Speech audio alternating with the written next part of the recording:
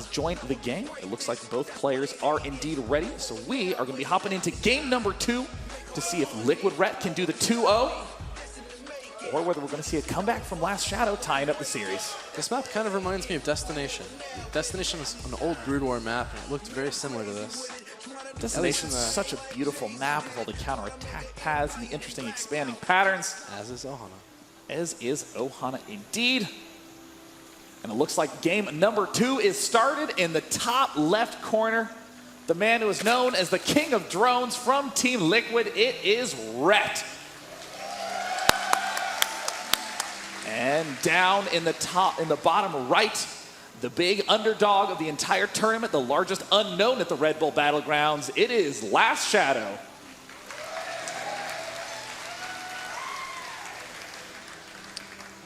Now, I do want to ask right off the bat, Chef. I mean, Overlords with the new patch upgrade are awesome. Are rocket ships. Yes. They can get anywhere they want to in a matter of seconds. Now, how does that change a lot of your early game planning, just due to the fact that you can sneak this Overlord to the backside?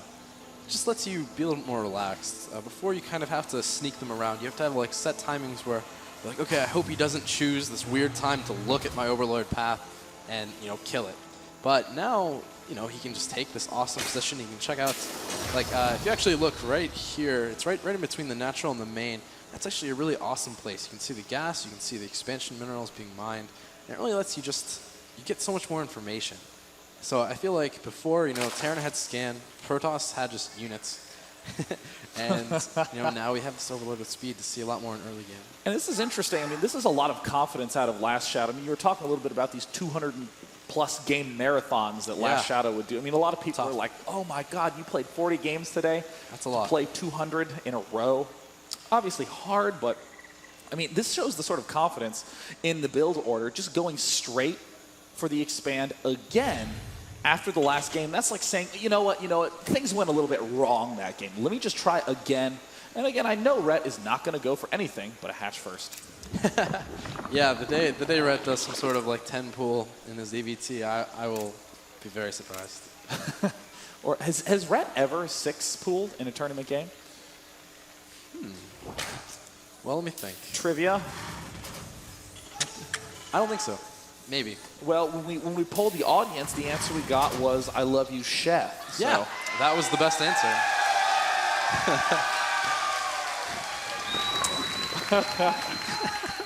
That needs to be a bubble, like that's choice E on the SAT. D is all of the above, and E's like, I love Chef. Everyone gets admitted to Harvard that year because everyone has a perfect score. Aw. Oh my God, that joke was adorable. Looks like LastShadow continuing to do this follow-up gas timing. You were talking about the gas steal from Ret, and I think we're actually going to get the opportunity to see when this second gas was supposed to be taken in LastShadow's eyes. Yep, last time we saw Ret kind of dictate the opening, dictate the beginning with taking that gas. And LastShadow kind of countered it by taking both gas at his expansion. This time it's going to be more straightforward. He's not going to try and do anything sneaky. But the way we're looking at things now, it doesn't look like he's taking a second gas early. So maybe it wasn't as much of a dictation as Ret thought it was last time. Wow. And this could be interesting. That one Marine, and as soon as second one, but man, that rocket ship Overlord. God, that Overlord gets where it needs to be fast. There is no speed limits. They basically put all Overlords on the Autobahn in the most recent patch. And, you know, we've been talking a lot about this throughout the tournament. Almost all players are just monitoring third base timings. It's just such a powerful dictating factor on what you can do and can't do. If you take that third to, any time before 8 or 9 minutes, even up to 10 minutes, you're kind of committed to defense. Very few attack timings follow that up very nicely. And it looks like LastShadow, wow, going for the triple refinery timing exact same as last game. And there's something really cool about Ret's play. Most players, they want more information. They're going to make some Zerglings. They're going to feel the need to, check, scout, do that sort of thing. Ret only makes 2. And this is the first Zergling that is poked at the front. 6 minutes into the game, all he knows is that an expansion is coming up. And now we again see Starport coming out of LastShadow. And I mean, Ret, I think, just has fantastic timing with all these 3 refineries going down. The Roach Warren coming up, blindly opening with the 4-queen play. And it's there. Ooh, that's kind of a big reveal that the drone was there that early. Yeah, I definitely agree with you. Oh, Manor Engineering Bade. And the does manage to escape. At the very least. Not for long. Oh, that one single scouting circle. Left the shattered body of an SCB underneath him. All right, this is going to be interesting. LastShadow is doing the same thing. He's confident of it. And remember last time, I talked a little bit about you either go to the main or you go to the third to deny it, right? Those are your two options. This time, I wonder if he'll change it. I wonder if he's looks like he's going to go to the main again. That's a big deal. Yeah, you know, I mean, this choice of going to the natural expansion or to the third base, it really comes down to whether you think there's going to be a possibility for detection. Rhett doing an identical build twice in a row, except this time it looks like he's favoring a couple more roaches at the outset. I think he literally might be saying, looks like you're doing the same build twice in a row. I don't know that, but I'm going to assume it. Yeah, he's now running in. That Overlord's going to see the third command center. I wonder if it's going to see more. This is going to be really, really important, really revealing. This might change where he sends that Banshee, because there's no way it can go into the natural and do the same amount of damage once Rhett knows it's coming. There's just, even the scores are already coming down. That rocket ship, man, he made it to Harvard too, along with the others. Yeah, I mean, the Overlord's ability to step in, spot absolutely everything is just incredible. I mean, that is just the most perfect timing possible. And now we see LastShadow advancing forward. Will he swing around, go into the main? Looks like he is going to continue to take down some of these roaches at the front. And look at this, 2 more factories coming out of LastShadow. Now that is a super surprising play to me. Where is that Banshee off to? I don't know, but it looks like it's going to the third. And I want you to notice something. If you look at the expansion of Rhett, the second base, where after we look at this Banshee, let's see how many kills it can get. This is actually really nice to be able to get this many kills, you know, even after Rhett saw it. So this is exactly what LastShadow needed to pull back, and Rhett bringing a huge number of queens. Doesn't manage to take it down. And at the front, you know, LastShadow is pulling back to this big factory play, opening up largely Siege Tank, now doing the transfer, getting the triple tech lab. And I mean, if I'm Rhett, I'm going to be pretty convinced that I'm going to be seeing some kind of early Marine tank play. But I mean, it looks like Rhett, even based upon going into the base and seeing what's up, is not confused. The beautiful thing was that, like, Rhett started the ranged attack before LastShadow even decided which way to go. Yeah. Like, the other factors weren't down, nothing was set in stone. Rhett just made the choice, made the decision. And that really takes confidence in your play. Like, even if you went Marine tank, Rhett would be able to find a way with roaches to be able to do it. That preparedness is very good. We also see the burrow coming up, which is, you know, kind of an interesting choice. I mean, I don't really think that there's a lot of players who have seen the big burrow play since the very, very early days of StarCraft 2 when that queen is going to be joined by another queen and takes out the Banshee. I can't emphasize how big that is. Roaches from Rhett swinging around to that backside, but it looks like, wow, LastShadow is very well turtled, has the fast third up. And honestly, his hardest decision is going to be when can he unsiege units to pick out those big rocks. Yeah, Rhett here, you know, he's going to try and do something similar. He's going to try and put a lot of pressure on. And, you know, we're just going to have to see if LastShadow can hold better this time. He has 4 tanks. And, you know, he's ready. I mean, this is much more of a prepared situation. It's much harder to run around and, you know, get in with this nice wall of LastShadow on a nice map. Yet another Banshee continuing to try to do harassment in the center of the map. And gosh, Rhett is everywhere with these 2 queens, and LastShadow will again be able to narrowly escape. It's a nice transfuse, but you know, the one thing that I think is the first Overlord mistake we've seen out of Rhett is that he is still somewhat unaware of this third. He has to be really watchful of that Overlord to see those mineral fields mining. Yeah, okay, this is going to be cool. He's going to do it. Oh, no, he's not. I thought we would burrow it and try and do it that way. Looks like the big push from both sides. We see LastShadow sieging up, but the siege tanks are doing huge damage. Rhett is continuing to try to eat his way through, but the siege tank positioning is so good, but is the macro of Rhett just too much to handle? LastShadow's build seemed designed to try to deflect this exact kind of attack, but Rhett hitting right with 1-1, completing 2-2 en route as well. The wall wasn't finished. That's what you need, man. It's kind of like they're insects. If your house isn't secure, if that wall isn't finished, like if you had a house with no wall, there are going to be bugs all over the place. And these roaches are those bugs, man. They're getting in there, taking out the tanks. Gosh, Rhett's timing and macro are impeccable. It's completely overrunning the front. never even got the chance to see the mech get off the ground. And there's the good game. Rhett takes the win. Well A played. solid 2-0. Nicely played by both.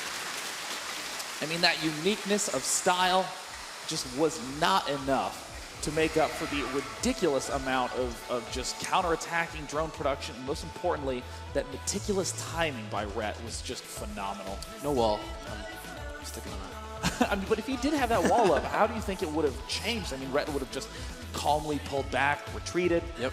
and then could have gone in for another huge play. The game would have went on. That's kind of what LastShadow did there, I guess. Yeah, I mean, do you really think it would have deflected it for that much longer? Is it that critical of a component? Oh, yeah. Well, like, his wall wasn't even, like, started. It was, like, complete empty space. And if he had a full wall, Rhett's going to have to kill one supply depot, which actually is, like, the life of, like, 2 tanks, maybe even more. So then he has this tiny little hole he can, you know, fit through. Yeah. And he has to kill even more supply depots if he wants to be efficiently getting in there. And that's what tanks need. They need everything squished into one little tiny ball to die. Yeah, I mean, even just having those 3 or 4 tanks just not siege, they just arrived, Yeah. and the 15 seconds they weren't there was so huge. Agreed. Now, again, because we must depart from the venue in about 2 hours, we're starting the next match right now. We're going to go right into Liquid Rhett versus Startail Parting. And both players are in the game and will be starting within a minute. So let's talk about these 2 players. Parting, obviously an extremely strong Protoss, really feared in the Protoss versus Terran matchup. What are your thoughts about his Protoss versus Zerg matchup? Well, to be honest, I haven't seen too much of his PvZ. I know he's an amazing player, and I've watched it, but I haven't seen anything unique or out of the ordinary. It seems like a very standard, very well played, well decision making, and he plans to take it to late game. He may do timings, and it'll be interesting. This matchup is really tough, and really the map plays a huge part of it. On Ohana, you really want to just... Oh, Parting, continue on that. Well, Anyway. yeah, I mean, the map Ohana, it looks like we are seeing... I mean, the Zerg vs. Protoss win rate on it is, I think, not particularly telling at this point in time. I mean, there's only been, 60 games total played. We do see that Protoss is slightly favored, and I will say getting 3 bases is really comfortable on this map. Very. And even the 4th is pretty easy. It reminds me of Brood War again, where there's a ramp, and you can actually be safe above that ramp. It's a very small ramp, so just a few cannons there. Take that 4th pretty easily. Now, I want to step into his opponent, the player we just saw take down LastShadow, Liquid Rhett. I mean, he is obviously known as the king of drones. Got awesome. Yeah, also known as awesome. Thank you. Thank you, Liquid Chef. Yeah, I mean, Rhett is obviously a really beastly Zerg vs. Terran player, but, you know, at the Red Bull Orlando, where he managed to take that 1st place, he really switched up his Zerg vs. Protoss play. And as his teammate, can you talk a little bit about his Zerg vs. Protoss before that LAN, when it was the huge Roach Hydra style, and then after that LAN, which has been much more late game focused? Okay, the basic idea of Rhett's play from before was, you know, you'd pressure the Protoss. You'd take that opportunity, you know, you could take your whole army, go pressure the Protoss, and then you'd have to run back, and then you'd have to macro to late game. But nowadays, he's working on being a lot more passive, you know, taking the towers and pretending to be aggressive, but, and if there is an opening, he will still take it, but usually he really does like to go to the late game. He likes to get that, I'll just say 73 drones. He likes that number, and then having Broodlords with it. Now, in the late game in Zerg vs. Protoss, we've been seeing a lot of people go for the almost 100 drone mixture, getting tons of gas and then just pouring money into spines, spores, defense, passivity. I mean, obviously the mothership has been causing a lot of problems with that, but we've been seeing, I mean, this I describe as a little bit like, well, if you hit that vortex, yes, if you can neural parasite the mothership, then you have a cloaked infestor broodlord army with queens and spines. It's quite nice. That's quite good for the Zerg player. But, you know, what do you think is the big issue for the Protoss player going up against that big style? How do they end up cracking it? All right, well, like you said, it's really easy to take a 3rd base for both players. The Zerg is just going to take that 4th, and he's going to try and probably turtle split the map. The Protoss needs to, you know, keep that split, and it's going to come down to Stalker Micro, to if he can get storms off, if he can get feedbacks on the infestors, and really what his composition will be. Parting is really smart with his compositions, so I'm sure it'll be very good, very custom, tailor-made for Rhett's composition. Yeah, and I mean, I I wonder in terms of any sort of big changes that we've been seeing out of the Protoss play, now that the range 5 queens are coming up. I mean, a lot of Protoss players are saying air just feels bad because a lot of Zergs are just coming right out the gate with a few additional queens. And right now we see the invisible player Liquid Ret, who has just stepped out to use the restroom briefly. And there he is! The man of the hour back, ready to play, given the thumbs up. I mean, have there been big shifts from the Protoss point of view in terms of the openings? Because it used to be, you know, maybe 4-gate hitting right at that 8-minute mark, the Void Ray and Phoenix hitting right at that 8-minute mark. There were a lot of timings. Like you said, there were a lot of early timings. And now, because of this extra queen and with the range, it can be a little bit easier for the Zerg. They can maybe hit the Zealot kite it a little bit better. Yeah. It's not a huge deal, though. You just made it a little bit easier for the Zerg. But on the flip side, now Protoss can get their observers out. They can see what's going on a lot easier. And so it really doesn't change too much, other than Protoss kind of want to go into late game more because they can see more quicker.